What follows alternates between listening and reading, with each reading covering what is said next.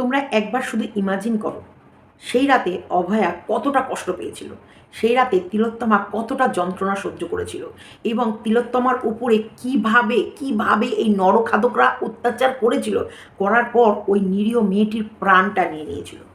কেন? সঞ্জয় কেন স্বীকার করলো? এবং সঞ্জয় আর এই সন্দীপ আর 4টে জুনিয়র ডাক্তার মিলে এই একটা মৃত লাশের ওপর কি করে তাদের নোংরা মানসিকতা, নোংরা মানে কী বলবো, মানে নোংরা কীর্তিটা করতে পারলো। তার মানে এরা কত বড় সাইকো, এরা কত বড় মেন্টাল অসুস্থ, এরা কত বড় মানে ক্রিমিনাল, এবং মানে কতটা রাক্ষস, কতটা। আচ্ছা তোমরা বলো কতটা। আজকে যে অভিজিৎ মণ্ডল যখন একটি মৃত মেয়েটিকে অবচেতন অবস্থায় পাওয়া গেছে লিখছিল, হাত কাঁপেনি, বুক ধড়ফড় করেনি, মনে হয়নি? আমরা তো জানি এই পুলিশরা যখন শপথ নেয়, পুলিশ বলো ডাক্তার বলো, তারা যখন এই কাজে করে, চাকরিতে জয়েন করে, তার আগে এদেরকে শপথ নিতে হয় যে এরা ডাক্তারদের ক্ষেত্রে দিন রাত দেখব না, শুধু মানুষের পরিষেবা করে যাব, এবং প্রত্যেকটা মানুষকে সুস্থ করার দায়িত্ব তারা কাঁধে তুলে নেয়, এবং তাদের এই সাধারণ মানুষের সেবা করাটাই, এই যে সেবামূলক কাজ করাটাই তাদের কর্ম আর ধর্ম।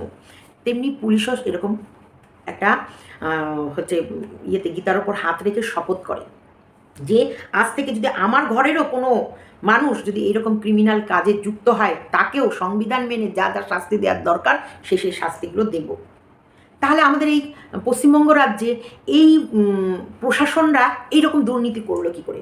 যাদের এই পশ্চিমবঙ্গ রাজ্যকে নিয়ে আমাদের প্রশাসন ভীষণ গর্ববোধ করতো, আনন্দ ভোগ করতো, এবং 10-এর মাঝে উনি যে সর্বেসর্বা বলে প্রেজেন্ট করতো, আজকে কোথায় তার মুখটা? আজকে কোথায়?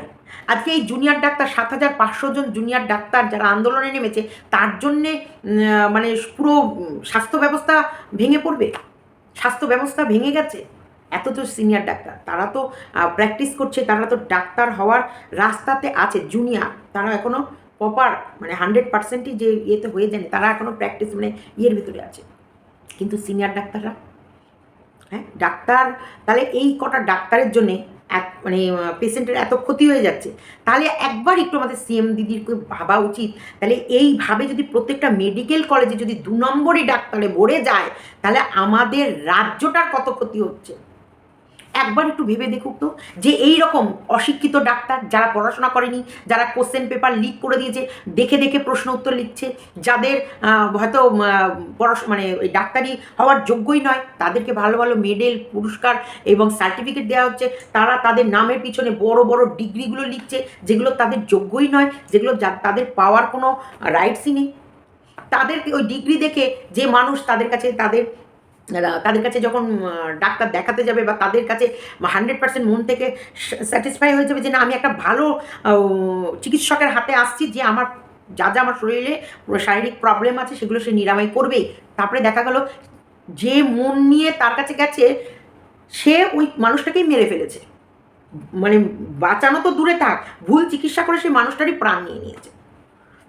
এই 7,500টা ডাক্তারের জন্যে যদি শিক্ষা ব্যবস্থা, স্বাস্থ্য ব্যবস্থার এই হাল হয়, তাহলে যে পুরো স্বাস্থ্য কেন্দ্রগুলোই ভুয়ো ডাক্তারে ভরিয়ে দিয়েছো, তাহলে আমাদের পশ্চিমবঙ্গের স্বাস্থ্য ব্যবস্থা, এই সাধারণ মানুষদের শারীরিক ব্যবস্থা কী অক্ষম করে দিচ্ছ, কী করে দিচ্ছ?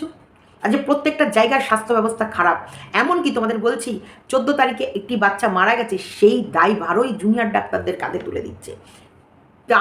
তার বাড়ির লোকদেরকে 2 লাখ টাকা অফার করেছে, তারা বলেছে আমাদের টাকা লাগবে না, আমাদের বাচ্চা চলে গেছে। তখন বলছে তাহলে আপনারা এরকম সাক্ষাৎ দিন, বলছে না, ওই জুনিয়র ডাক্তারদের জন্য হয়নি, হয়েছে এই ডাক্তারে, এখানকার যে স্বাস্থ্যকেন্দ্রে ডাক্তার আছে তার ভুল চিকিৎসার জন্যে।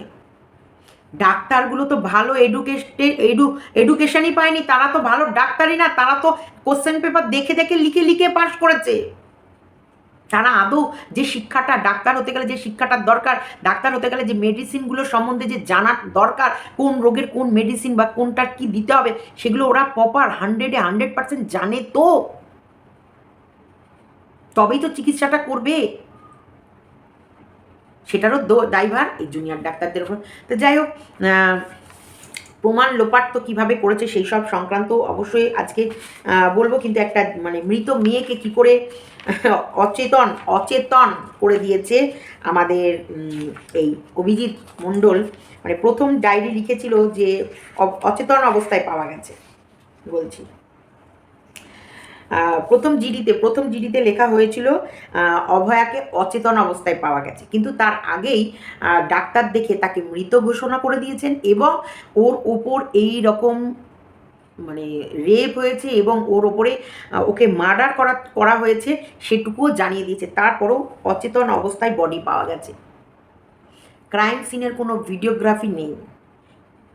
কি কারণে আজকে এই অভিজিৎ মণ্ডলকে শিয়ালদা আদালতে তোলা হয়েছে এবং সিবিআই কি কারণে ওনাকে গ্রেপ্তার করা হয়েছে সেই বিষয় নিয়েও আজকে আলোচনা করলাম। আর আমাদের জুনিয়র ডাক্তাররা কি ডিমান্ড করেছে সিএমের কাছে, যে কারণে সিএমের তাদের সাথে বৈঠক করতে এত দেরি হলো, আর শেষমেশ বৈঠকে বসলো এবং ভিডিওগ্রাফি হচ্ছে না, কিন্তু মিনিটসের মাধ্যমে যে বৈঠক হবে সেই সংক্রান্ত একটু আমার মতামত আমি শেয়ার করলাম। ভিডিওটা ভালো লাগলে অবশ্যই উই ডিমান্ড জাস্টিস আর উই ওয়ান্ট জাস্টিস লিখতে ভুলো না। Good evening friends, thoughts of জাস্টিমাতে সবাইকে স্বাগতম। We want justice, we demand justice. হ্যাঁ, এখন আমাদের জাস্টিসকে ডিমান্ড করে নিতে হচ্ছে, কারণ আমাদের অধিকার আমাদেরকেই কেড়ে নিতে হবে। সে বাধ্য হলো জুনিয়র ডাক্তারের কাছে আমাদের সিএম মাথা নত করতে। বাধ্য হবে না কেন?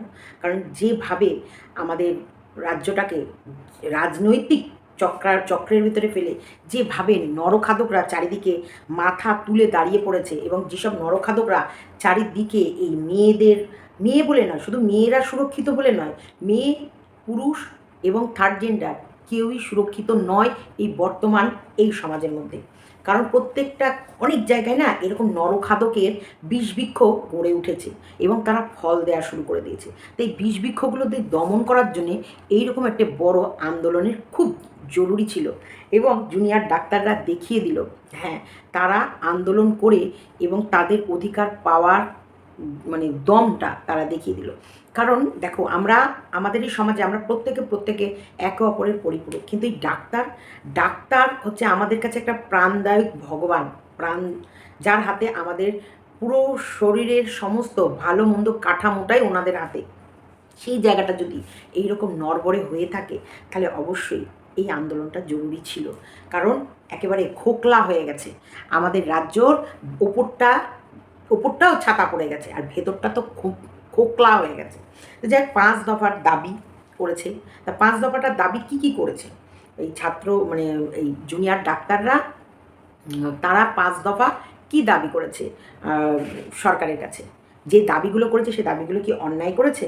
কারণ কোথাও এই দাবিগুলোতে কোথাও তাদের অন্যায় নেই, এবং অন্যায় নেই বলে সারা পৃথিবী, শুধু পশ্চিমবঙ্গ নয়, এখন এই ঝড় চারিদিকে ছড়িয়ে গেছে এবং দেশের বাইরেও প্রত্যেকে এই আন্দোলনকে সমর্থন করছে, এবং এই আন্দোলন যাতে চলতে থাকে এবং তিলোত্তমা যাতে ন্যায় পায় এবং ন্যায় বিচারের দাবি করে প্রত্যেকটা মানুষ তাকিয়ে আছে আমাদের সরকারের ওপরে এবং আমাদের আইন ব্যবস্থার উপরে। আর অবশ্যই এখন চলে গেছে সিবিআইয়ের হাতে, তাহলে এখন সুপ্রিম কোর্টের ওপরে প্রত্যেকটা মানুষ তাকিয়ে আছে ন্যায় বিচারতে। ন্যায় বিচার তো দেবে কীভাবে সুপ্রিম কোর্ট বা সিবিআই? কারণ যদি তোমার ঘরে গণ্ডগোল থাকে, তোমার ঘরের লোক যদি খারাপ থাকে, তাহলে তারা কি করে তদন্ত করবে? তার জন্যে ঘরের লোকগুলোকেই পাকড়াও করতে হচ্ছে। তাদের 5 দফা দাবি, এই যে স্টুডেন্টদের জুনিয়র ডাক্তারদের 5 দফা দাবি ছিল। যেমন এক ছিল বিনীত গোয়েলের পদত্যাগ। তারা চেয়েছিলেন যে বিনীত গোয়েল যে এত বড় মানে বক্তব্য পেশ করেছিল, এত বড় বক্তব্য, যে প্রমাণ সমস্ত সংরক্ষণ করে রাখা হয়েছে এবং এভিডেন্স কিচ্ছু নষ্ট করা হয়নি, যে আসল দোষী সে শাস্তি পাবে, এবং প্রত্যেকটা জনগণ, প্রত্যেকটা রিপোর্টার, প্রত্যেকটা সাধারণ মানুষ যাদের ন্যূনতম জ্ঞান নেই তারাও দেখতে পাচ্ছিল এই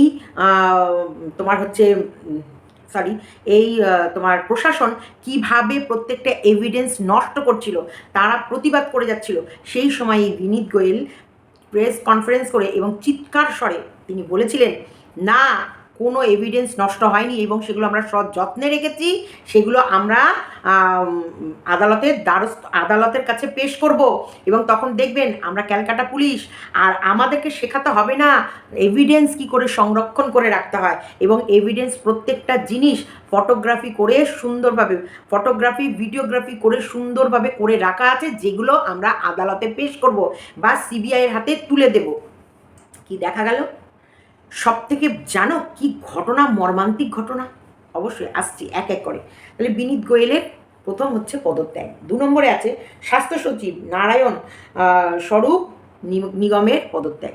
স্বাস্থ্য সচিব নারায়ণ স্বরূপ নিগমের পদত্যাগ। কারণ কি? কারণ এই স্বাস্থ্য সচিব স্বরূপ নিগম, তার কাছে যে লিখিত দরখাস্তগুলো, যখনই এই যে স্বাস্থ্যের চারিদিকে পরিকাঠামো ভেঙে যাচ্ছে এবং স্বাস্থ্য দপ্তরে এত দুর্নীতি চলছে, সেগুলো কেউ না কেউ কোথাও না কোথাও থেকে, ভালো মানুষ তো আছে, নাহলে তো আজকে ভেঙেই পড়তো। আজকে এই আন্দোলন হয়ে বা এই সব কিছু হয়ে চারিদিক থেকে তো দেখতে পাচ্ছি সত্যি ভালো মানুষ আছে, নাহলে তো আর আমরা এই ন্যায় বিচার পাওয়ার কোনো রাস্তাই ছিল না। সেখানটায় এই স্বাস্থ্য সচিবের কাছে যে মানুষরা যে দেখতো না এই দুর্নীতি নেওয়া যায় না বা এটা অন্যায় হচ্ছে, এটার প্রতিবাদ করা উচিত, তাই কেউ না করুক আমি করব, সেরকম ছিল আমাদের। অবশ্যই তোমরা জানবে, আক্তার আলী, তোমরা সবাই জানো এই আক্তার আলী কিন্তু প্রতিবাদ তুলেছিল এবং উনি একটা লিখিত দরখাস্ত জমা দিয়েছিল স্বাস্থ্য সচিবের কাছে। সেই দরখাস্ত অরিজিনাল কপি সন্দীপ রায়ের বাড়ি থেকে বেরোচ্ছে। মানে স্বাস্থ্য সচিব বিক্রি, স্বাস্থ্য দপ্তর বিক্রি, তারপরে আমাদের নেতাকেতারা বিক্রি, পুলিশ প্রশাসন বিক্রি, তাহলে জানাবে তো জানাবে কোথায়? ওপর মহলে সবাই সবার দোষ ঢাকতে ব্যস্ত, সবার অপরাধ, মানে অপরাধ যেগুলো করে আসছে সেই সব জায়গাগুলোকে মুছে দিতে ব্যস্ত। তাহলে ন্যায় বিচারটা দেবে তো দেবে কারা? তো সেখান থেকেই এই স্বাস্থ্য সচিব নারায়ণ স্বরূপ নিগমের পদত্যাগ, এটা ছিল 2 নম্বর দাবি। 3 নম্বর দাবি ছিল আরজি করে যে ঘটনা ঘটেছে তার দোষীদের দ্রুত শনাক্ত করে শাস্তির দাবি। আরও অনেক এরকম দাবি আছে। যাই হোক, এই যে দাবিগুলো করেছিলেন, এই দাবিগুলোর জন্য যে একটা বৈঠকে বসে তাদের জুনিয়র ডাক্তারদের আরও কিছু দাবি ছিল যে যা আমাদের কথোপকথন হবে সেটা একটা ভিডিওগ্রাফি করা হোক, একটা মানে লাইভ স্ট্রিম লাইভ, মানে আমরা যে কথা বলছি যা সেখানটায় সেই মুহূর্তে যা যা ডিসিশন নেওয়া হবে সেগুলো স্ট্রিম লাইভের মাধ্যমে করা হোক, প্রেস কনফারেন্সের মাধ্যমে করা হোক।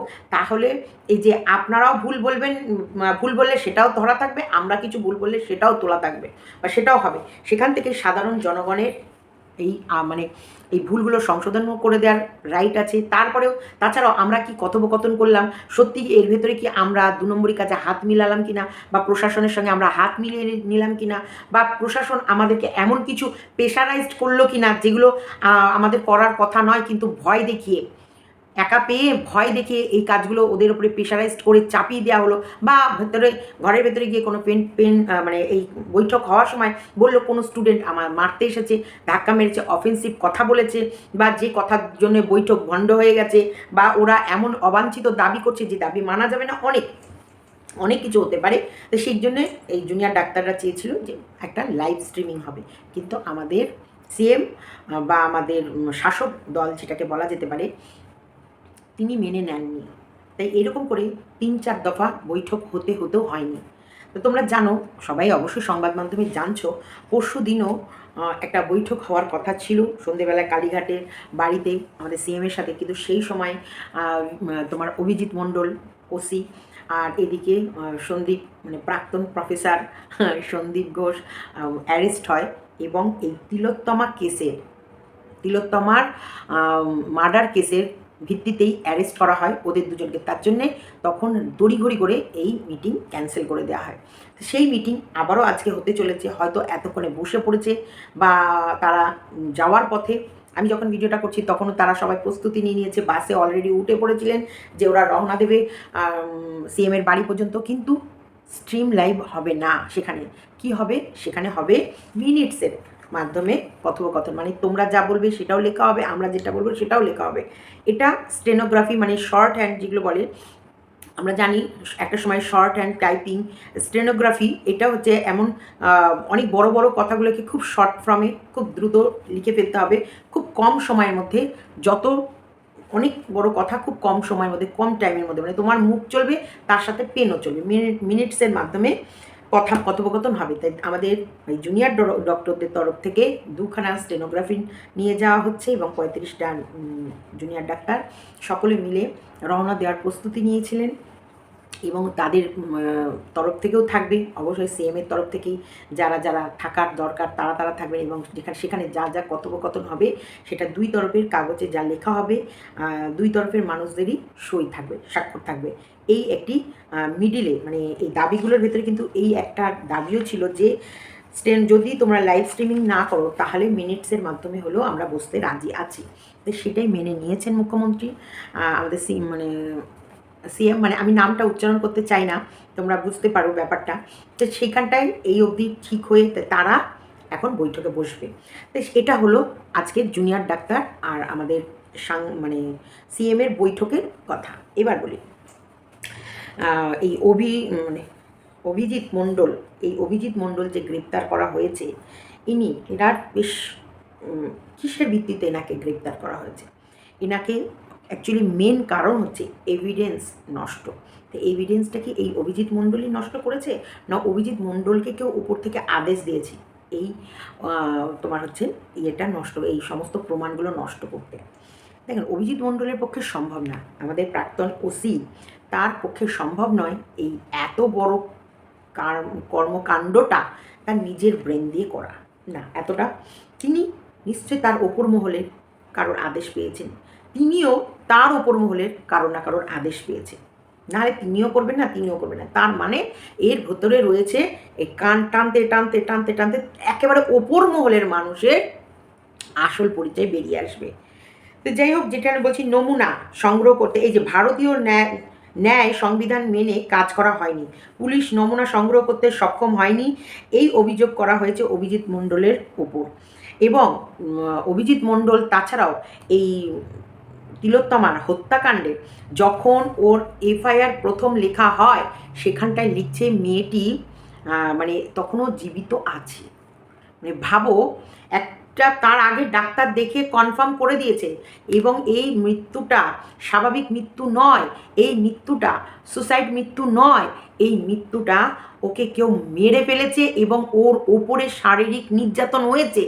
এটা সকালবেলায় এক জুনিয়র ডাক্তার দেখে অলরেডি বলে দিয়েছে। জানার পর ডাক্তার ডিক্লেয়ার করার পরেও ইনি এফআইআরে কী করে লেখে যে তখনও ওর প্রাণ আছে?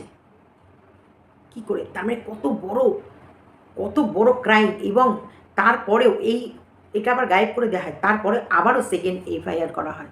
দেখো, এখানেই গাফিলতি। তারপরে আমাদের বারবার বলা হয়েছে প্রেস কনফারেন্স করে যে যেইখানটায় মার্ডার করা হয়েছিল মানে যে সেমিনার হলটা, সেই সেমিনার হলটাকে ঘিরে রাখা হয়েছে। ওটা ছিল 51 ফুটের, 11 ফুট সবাই দাঁড়িয়েছিল আর 40 ফুট ওটাকে ব্যারিকেড করে রাখা হয়েছে। যেটা ভেতরে যে মানুষগুলো দেখতে পাচ্ছ, ওই ব্যারিকেডের ভেতরেও যে মানুষগুলোকে ছবিতে উঠে এসেছে সে যাদের দেখতে পাচ্ছ তারা হচ্ছে ফরেন্সিক ডিপার্টমেন্টের লোক। তারা ওখানকার মানে পুরো বিষয়টাকে ভিডিও ক্যাপচার করছে, ভিডিওগ্রাফি হচ্ছে, ফটোগ্রাফি হচ্ছে এবং ওখানে ফুটপ্রিন্টের বা ফিঙ্গারপ্রিন্ট, ফুটপ্রিন্ট এগুলো থাকলে সেই সব নমুনা সংগ্রহকারীরা ফরেন্সিক ডিপার্টমেন্টের লোকরা সেখানে রয়েছে। সেই সব যেগুলো জোগাড় করা আছে সেগুলো তো অবশ্যই সিবিআইয়ের হাতে দিতে হবে, খুঁজে পাচ্ছে না। এখন জানা যাচ্ছে সেই সেমিনার হলে যেখানটায় তিলোত্তমা পড়েছিল সেইখানকার কোনো ভিডিওগ্রাফি হয়নি। তাহলে এই যে এভিডেন্স নষ্ট করাটাও একটা বড় ক্রাইম। সেই ক্রাইমের ভিত্তিতেই অভিজিৎ মণ্ডলকে, এই ওসি, প্রাক্তন ওসি অভিজিৎ মণ্ডলকে গ্রেপ্তার করা হয়েছে। মানে এভিডেন্স প্যাম্পারিং, যেটাকে বলা যায় এভিডেন্স নষ্ট করা। এই এভিডেন্সকে নষ্ট করেছে যারা, যে কারণে নষ্ট করেছে তার কৈফিয়ত কিন্তু এখন সিবিআইকে দিতে হবে। এই ওসির বাড়ির লোকদের প্রশাসনিক তরফ থেকে সান্ত্বনা জানানো হয়েছে। দেখো, তার মানে কতটা বড় একটা মানে চক্র এটাকে বলা হচ্ছে তোমার হচ্ছে সেই ইয়ের চক্র, সে মহাভারতে হয়েছিল না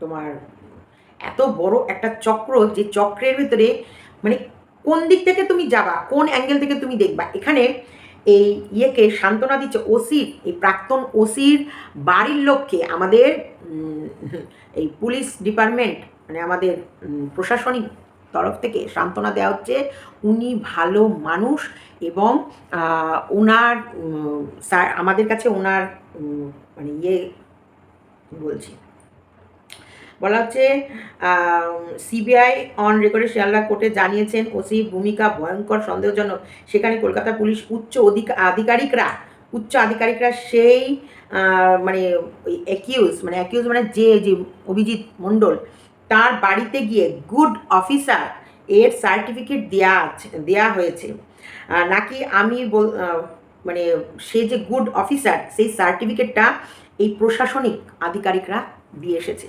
মানে কতটা ভয়ঙ্কর খেলা। একদিকে একটা মেয়ের মার্ডার কেসের সমস্ত প্রমাণ লোপাট করে দিয়েছে, তাকে গুড অফিসারের খিতাব দেওয়া হচ্ছে। তার শারীরিক কন্ডিশন নাকি খারাপ হয়েছিল, তাকে ভর্তি নেওয়া হচ্ছিল না কোনো হসপিটালে, সেটা নিয়েও আমাদের মুখ্যমন্ত্রী বৈঠক করেছিলেন যে হসপিটালে গিয়ে এই যে এভিডেন্স নষ্ট করেছে সেই নষ্টকারক কে ভর্তি নেয়নি সেই সব হসপিটালের বিরুদ্ধে ইনি অ্যাকশান নেবে। আমার তো মনে হচ্ছে বিশাল ফাঁসা ফেসেছে, এবার বিশাল ফাঁসা ফেসেছে আমাদের এই সিএম দিদি। সত্যি ধিক্কার জানাতে হবে।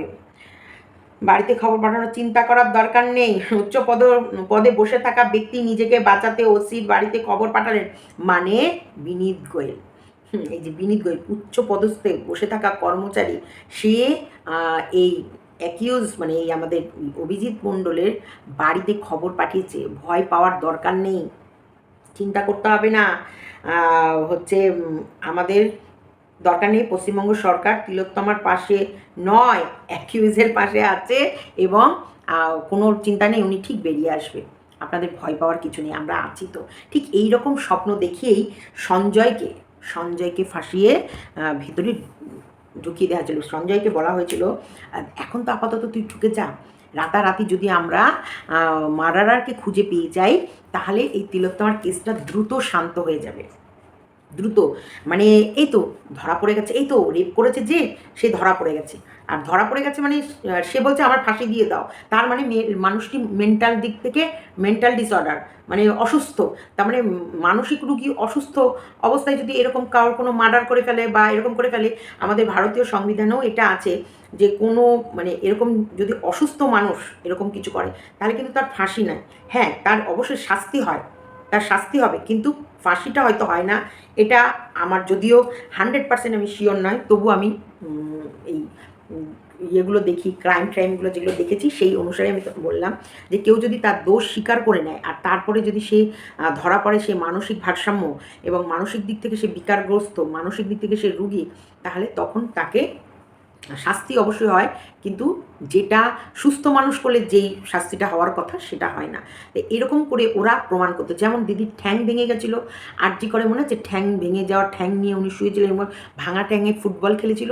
সেই ঠ্যাং ভাঙার সময় এই সন্দীপ ঘোষই কিন্তু দিদির পায়ে প্লাস্টার করেছিল এবং প্লাস্টার করার পর ওই ভাঙা পা নিয়ে উনি 2 দিনের মধ্যে ফুটবল খেলতে মাঠে নেমে পড়তে পেরেছিল।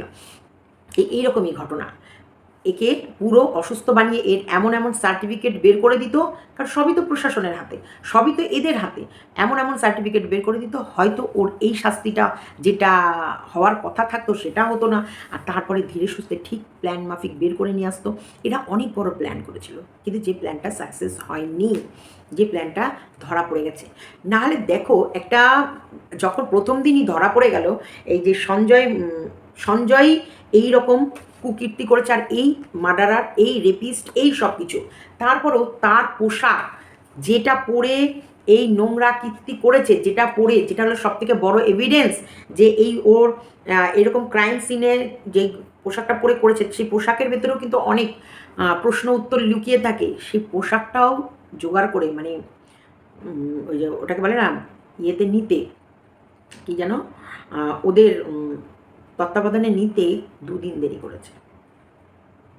মানে পোশাক সংগ্রহ করে নিজেদের এভিডেন্সের যে খাতায় জমা করতেও 2 দিন সময় নিয়েছে। এদের প্রত্যেকটা পদক্ষেপ প্রত্যেক জায়গায় দেখানো হচ্ছে যে তিলোত্তমার সাথে এই ক্রাইমটা যারা করেছে তাদেরকে প্রত্যেকটা মুহূর্ত বাঁচানো হয়েছে, প্রত্যেকটা জায়গায় কে কে ছিল জড়িত সেই সমস্ত এভিডেন্সগুলো মুছে দেওয়ার প্ল্যানিং করেছে, এবং করেছে কে, যার হাতে এই দায়িত্বটা ছিল, রক্ষকই ভক্ষকের রূপ নিয়ে যে রক্ষা করবে তোমাদেরকে। বাইরে এসে বলছে সব এভিডেন্স আছে, সব এভিডেন্স আছে, সব ভিডিওগ্রাফি আছে, সব ফটোগ্রাফি আছে, সমস্ত কিছু আমাদের কাছে তিলোত্তমার মার্ডার কেসে বা তিলোত্তমার উপরে যারা এত এই নরকীয় কাজ করেছে তাদের সমস্ত নমুনা সংগ্রহ করে ফেলেছি, সমস্ত কিছু আমাদের কাছে রেডি আছে, শুধু ইয়ে করতে হবে, আমরা বিচারপতির হাতে তুলে দেবো, ঠিক সময় মতো সব বিচারপতির হাতে তুলে দেবো। এখন যখন সেই কেসটা লড়ছে, যেই যেই জিনিসগুলো দরকার সেই সব বিষয়গুলো কিন্তু তুলে ধরতে পারছেন। আগামীকাল তিলোত্তমাকে নিয়ে সুপ্রিম কোর্টে শুনানি, দেখা যাক সেইখানটায় আমরা কি জানতে পারি, কি ইয়ে আসে, আমাদের তিলোত্তমার জন্য কী সুবিচার আসে, কি কি জমা দিয়েছে। কারণ শোনা যাচ্ছে একটা এই ইয়ের সাথে, এই ওসি অভিজিৎ মণ্ডলের সাথে আমাদের টালা থানার যে হেড অফ দ্য ডিপার্টমেন্ট বিনীত গোয়েলের একটা কথোপকথন, কল রেকর্ড, যেটা সিবিআইয়ের হাতে লেগেছে, এবং সেই কল রেকর্ডে নাকি অনেক কিছু পরিষ্কার হয়ে যাচ্ছে এই কেসের ভেতরে কারা কারা জড়িত আছে। তো সেই কারণেই চেষ্টা, আমরা কালকে ভীষণ অধীর আগ্রহে তাকিয়ে থাকবো কালকের ন্যায় বিচারের জন্য, কালকের ন্যায় বিচার কি হয় না হয় সেটা দেখার জন্য। সত্যিকারের আমরা যদি এই রাজ্যে বসবাস করার পর এই রকম যদি ঘটনা ঘটতে থাকে, অবস্থা খুবই খারাপ, অবস্থা খুবই খারাপ। তবে যেটা জানা যাচ্ছে আরও কিছু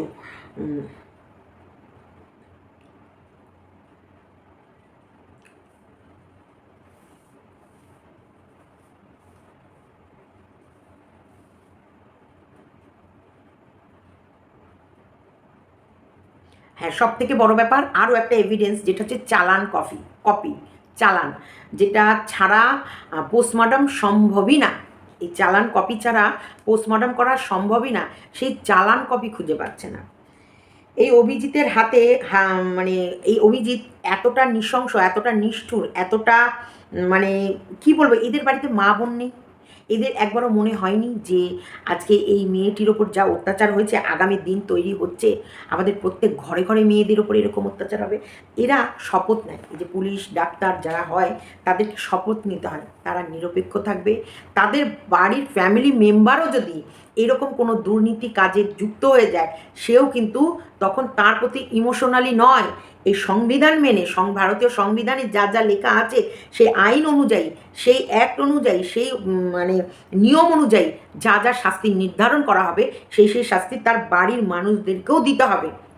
তারা যখন শপথ নেয় তখন কিন্তু এটাই বারবার বলা হয় যে যেটা করব দেশের জন্য করব, যেটা করব দশের জন্য করব, আর যা করব আমাদের মাতৃভূমির জন্য করব, আমরা এখানে নিজেদের স্বার্থ দেখব না, এইভাবে এরা শপথ নেয়। দেখো এতটাও ওপর আমি উঠিনি, সে কারণে আমি কিন্তু এত ওপরের কথা বুঝি না, কিন্তু আমি নিচের মানুষ, তাই নিচের যেগুলো আমরা ছোট থেকে দেখে দেখে বড় হয়েছি, যেগুলো শুনে শুনে নিজেদের মাথায় নিজেদের মনে একটা ধ্যান ধারণা তৈরি করেছি, যেমন ডাক্তার ভগবানের স্বরূপ, যেমন এই পুলিশ প্রশাসন, এরা আমাদের মানে বলতে পারো একটা গার্জেনের মতন, যেমন আমাদের বাড়িতে আমাদের লিগ্যাল গার্জেন থাকে, তেমনি এরাও হচ্ছে আমাদের সামাজিক একটা গার্জেন, যে আমাদের কোথাও কোনো রাস্তাঘাটে গিয়ে কোনো প্রবলেম হলে ইনাদের কাছে একটা মানে অভিযোগ দায়ের করতে পারি, পাড়ায় কোনো সমস্যা হলে ইনাদের কাছে একটা অভিযোগ দায়ের করতে পারি, এবং সেই অভিযোগের ভিত্তিতে এরা আমাদের ন্যায় দেবে। কিন্তু দেখো, যদি ন্যায়ের জায়গায় অন্যায় ভরে যায়, তুমি বিচার চাইবে তো কোথায় গিয়ে চাইবে? তো যাই হোক, দুর্নীতির সাথে আপোষ চলবে না, চালান কপি দেবে না রাজ্য, চালান কপি ছাড়া ময়না তদন্ত হয় না। তাহলে এত বড় হসপিটালে কি করে বলো, তাহলে এই যে এত বড় হসপিটাল, সেই হসপিটালের কি করে আমাদের এই রাজ্য সরকার সেই হসপিটালকে নিয়ে গর্ব করে বা তর্ক করে, যেখানটায় এই পুলিশ আধিকারিক নিয়ে কী করে উনি গর্ব করেন, তর্ক করেন, এবং কি করে তাদেরকে বলেন যে এরা গুড অফিসার, এরা গুড, এরা আজকে এদেরকে নিয়ে আমি প্রাউড ফিল করি, কি করে বলে, কি করে আমাদের রাজ্য সরকার বলে যে এদেরকে নিয়ে প্রাউড ফিল করি? হ্যাঁ, কারণ এরা কালো, মানে কুকীর্তি করতে মাহির, এই কারণে। আর কুকীর্তি না করলে মানে রাজ্যটাকে শেষ করা যাবে না। আজকে সব থেকে পিছিয়ে পড়া রাজ্য পশ্চিমবঙ্গ রাজ্য। সব থেকে পিছিয়ে পড়া, সব থেকে দুর্নীতি, সব থেকে শিক্ষায় পিছিয়ে পড়া, সংস্কৃতিতে পিছিয়ে পড়া, স্বাস্থ্যেই পিছিয়ে পড়া। ভালো কথা মনে পড়লো, 14 তারিখে একটা ঘটনা ঘটেছে, একটা বাচ্চার মৃত্যু, সেটাকে নিয়েও রাজনীতি। 14 তারিখে একটা বাচ্চার মৃত্যুকে নিয়েও রাজনীতি। তখন কিন্তু জুনিয়র ডাক্তাররা আন্দোলনে নামেনি। 34টা পেশেন্ট মারা গেছে, এই যে 34খানা পেশেন্ট মারা গেছে, সেটা নিয়েও রাজনীতি, সেটা নিয়েও নাকি হচ্ছে এই জুনিয়র ডাক্তারদের, এই আন্দোলনকারী ডাক্তারদের উপর ব্লেম করা হচ্ছে। কেন ভাই, কেন? এই শুধু এই 7,500, এই 7,500ই কি ডাক্তার? তাও এরা জুনিয়র ডাক্তার। জুনিয়র ডাক্তাররা আন্দোলনে নেমেছে, সিনিয়র ডাক্তাররা কিন্তু কন্টিনিউ ডিউটি দিয়ে যাচ্ছে, এবং তারা এই জুনিয়র ডাক্তারদের মাথার ওপর ছাদ হয়ে দাঁড়িয়ে আছে যে হ্যাঁ, তোমাদের ওপর অন্যায় অবিচার মানব না, তোমাদের যদি চাকরি যায়, তোমাদের যদি কোনো রকমের, তোমাদের কোনো যদি ক্ষতি হয়, আমরাও হাত তুলে দেবো। যদি আজকে জুনিয়র ডাক্তার 7,500 জন আন্দোলনে নেমেছে, তাতেই এইরকম অবস্থা, তাহলে যদি সিনিয়র ডাক্তার শুধু সবাই আন্দোলনে নেমে যায়, পারবে সিএম ঠেকাতে? পারবে? আজকে প্রত্যেকটা দিন মনোবল বাড়ানোর জন্য প্রত্যেকটা মানুষ ময়দানে নেমেছে, ঝড় বৃষ্টি কিচ্ছু মানেনি। প্রতিদিন রাতের দখলে প্রত্যেকটা মা বোনেরা, দাদারা, ভাইরা, কাকু কাকিমারা প্রত্যেকের রাস্তায় নেমেছে। শারীরিক অক্ষমতা মানুষ, তারাও কিন্তু থেমে থাকেনি, তারাও ময়দানে নেমেছে, তারাও রাস্তায় নেমেছে। আর কবে আমি শোনাচ্ছি গানটা, মানে এই যে একটা ছোট বাচ্চা মেয়ে, সেই মেয়েটিও রাত দখলে একেবারে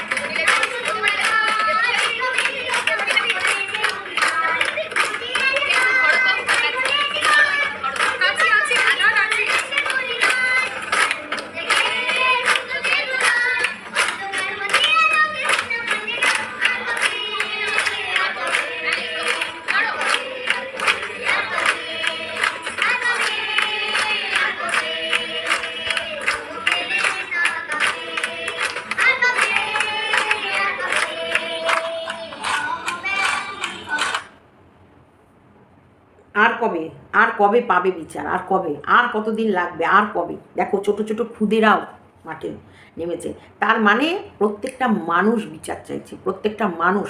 কারণ একটা doctor on duty, doctor, say labour নয়, সে ফুটপাতে এমন কোনো কাজ করছে না, বা তার পোশাকের ভেতরে এমন কোনো পোশাক নেই যেটাকে দেখার পর কোনো আকৃষ্ট হবে। একটা ডাক্তার, একটা নার্সের কি পোশাক হতে পারে আমরা জানি, একটা ডাক্তারের কি পোশাক হতে পারে আমরা জানি।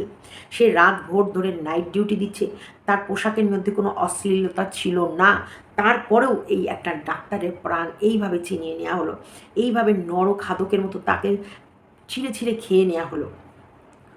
কবে, কবে পাবে বিচার? এই বিচারের জন্যই তো এত লড়াই। আর এই বিচার যার ভিত্তিতে পাবে, সেই সমস্ত জিনিসগুলোকে নষ্ট করে দিয়েছে। তাহলে কেন আজকে আন্দোলন হবে না? কেন প্রত্যেকটা মানুষ পথে নামবে না? কার কাছে বিচার চাইবে? কে দেবে বিচার? কে স্বাস্থ্যমন্ত্রী? কে পুলিশ মন্ত্রী? কে? আমাদের যে কোনো বিষয়ে, আমাদের ব্যাংকের বইয়ে গড়বড় হলে আমরা দৌড়ে চলে যাই যে ব্যাংকে আমাদের অ্যাকাউন্ট আছে, সেই অ্যাকাউন্ট যে ব্যাংকে আছে সেই ব্যাংক ব্রাঞ্চে। আমরা যদি হেড ব্যাংকে যাই, সেখানে থেকে বলবে আগে তোমার ব্রাঞ্চ অফিসে যাও, তোমার যেই ব্রাঞ্চে তোমার অ্যাকাউন্টটা খোলা আছে সেখানে দেখো। সেখানে না হলে তারপরে যাব আমরা হেড যেখানটায়, মানে ওই ব্যাংকের অ্যাকাউন্ট যেটা সবথেকে বড়, যেখানে অফিস, তারাই পাঠাবে। তো এখানটায় আমাদের রক্ষাকর্তাই যদি আমাদের ভক্ষককর্তা হয়, তাহলে কে দেবে বিচার? এটাও শোনা যাচ্ছে সঞ্জয়ের সাথে নাকি সন্দীপ ঘোষের শারীরিক সম্পর্ক। তবে কোন বিকৃতিতায়, কোন বিকৃতিতে ভেসে গেছে আমাদের সমাজ, কোন বিকৃত অবস্থায় সঞ্জয়ের সাথে সন্দীপ ঘোষের শারীরিক সম্পর্কের জন্যে, সন্দীপ ঘোষের জন্যেই সঞ্জয় নিজের মাথায় নিজের দোষটা নিয়েছে, এটা শোনা যাচ্ছে। যে কারণে সঞ্জয় এক কথায় রাজি হয়ে গেছিল, হ্যাঁ ঠিক আছে, কারণ সঞ্জয়কে সেইভাবে আশ্বস্ত করেছিল যে তুমি দোষটা নিয়ে এখন ঢোকো, যাও, তোমাকে খুব তাড়াতাড়ি বের করে আনার দায়িত্ব আমার। আর যখনই ধরা পড়ে গেছে, যখনই মার্ডারার ধরা পড়ে যাবে, যখনই খুনি ধরা পড়ে যাবে, সেখানটায় ক্যালকাটা পুলিশেরও বাহ বাহ বাহ বাহ ফ্রন্ট, মানে একদম দারুণ কাজ, রাতারাতি ক্রিমিনাল ধরে ফেললো, এটা হয়ে যাবে। এদিকে পাবলিকও শান্ত হয়ে যাবে, ওইদিকে আবার ওরাও। কিন্তু না, যার মেয়ের ওপর ঘটেছে সে কিন্তু থামেনি, সে কিন্তু চুপ থাকেনি, সে বলেছে না, আমি এর বিচার চাই, আমার মেয়ের এটা কী করে হলো। একটার পর একটা, একটার পর একটা, একটার পর একটা গিট খুলতে খুলতে খুলতে খুলতে আজ ভয়ানক ভয়ানক বিভীষিকার সামনে এসে আমরা দাঁড়িয়ে আছি। আমরা ভাবতে পারছি না আমার আমরা বিচার আমাদের বিচার ব্যবস্থা, আমাদের সরকার, আমাদের প্রশাসন, আমাদের স্বাস্থ্য কীভাবে নষ্ট হয়ে গেছে, কীভাবে কোন অধঃপতনে গেছে। এক একটা ডাক্তার, যাদেরকে আমরা ডাক্তারবাবু বলবো, তারা আদৌ আমাদের প্রাণ বাঁচাবে কি না, তাদেরকে ভাবছি আমরা ভগবান, তারাই কষাই হয়ে আমাদেরকে মেরে দেবে কি না কোনো গ্যারেন্টি নেই। দেখা গেল হলো এক রোগ, ট্রিটমেন্ট করলো এক রোগ, রাতারাতি শরীর থেকে বডি পার্টস খুলে নিয়ে বেঁচে দিল সেটারও। এখন নরখাদকে ভরে গেছে দুনিয়াটা, নরখাদকে ভরে গেছে। 14 তারিখে ওই বাচ্চাটার মৃত্যুকে নিয়ে, সেটাকে নিয়েও রাজনীতি করার চেষ্টা করেছে। কারণ সেই সময় যেই সময় মারা গেছে সেটা হচ্ছে ডাক্তারের ভুল, জুনিয়র ডাক্তারদের জন্য মারা যায়নি। ডাক্তারের যেখানে যেই হসপিটালে দিয়েছে সেই হসপিটালে ভর্তি করে সেই হসপিটালের ডাক্তারের ভুল চিকিৎসায় মারা গেছে।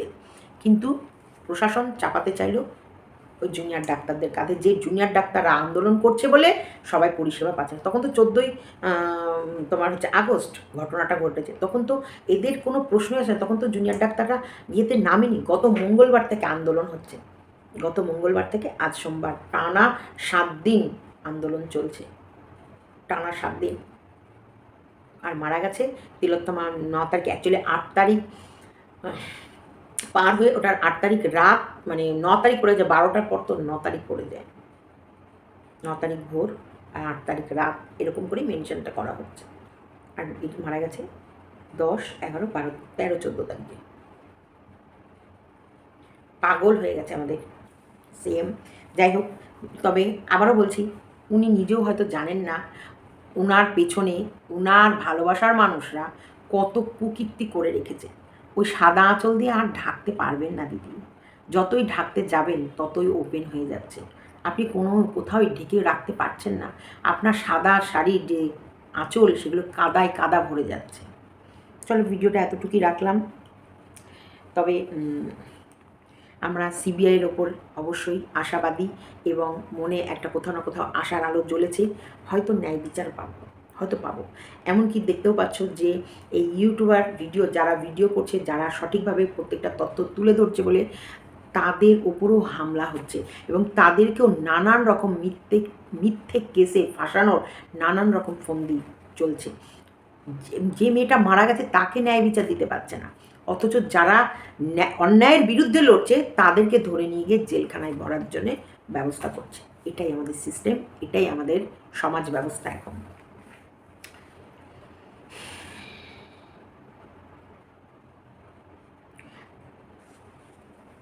এফআইআর কপিতে লেখা হয়েছে যে অচেতন অবস্থায় বডি পাওয়া গেছে। সিন অফ মানে ক্রাইম সিনটাকে সিন অফ ক্রাইম কোনো রকম ভিডিওগ্রাফি করা হয়নি। 2 দিন পর সঞ্জয়ের পোশাক সংগ্রহ করতে সময় লেগেছে। 2 দিন পর সঞ্জয়ের পোশাক, যেই পোশাক পরে ও এই নোংরা কুকীর্তি করেছে সেই পোশাক সংগ্রহ করতে পুলিশের 2 দিন সময় লেগেছে। অভিজিৎ মণ্ডল ক্লিন অফিসার এবং প্রাউড করার মতন অফিসার এটা। এবং এই অফিসারকে কেন কোনো হসপিটালে ভর্তি নিচ্ছিলেন না, তাদের ক্লাস নেবেন আমাদের দিদিভাই। আপনার শেষ, আপনার অবস্থা শেষ। সরকারি কর্মী হয়ে আইন অমান্য করার জন্যও 199 ধারা লাগানো হয়েছে অভিজিৎ মণ্ডলের ওপর। 61(2) মানে ষড়যন্ত্র, তথ্য মানে লোপাট করার যে ষড়যন্ত্র করা হয়েছে, তথ্য লোপাট করার ষড়যন্ত্র, তার জন্য 61(2) ধারা লাগানো হচ্ছে। আর 238 তথ্য প্রমাণ লোপাট।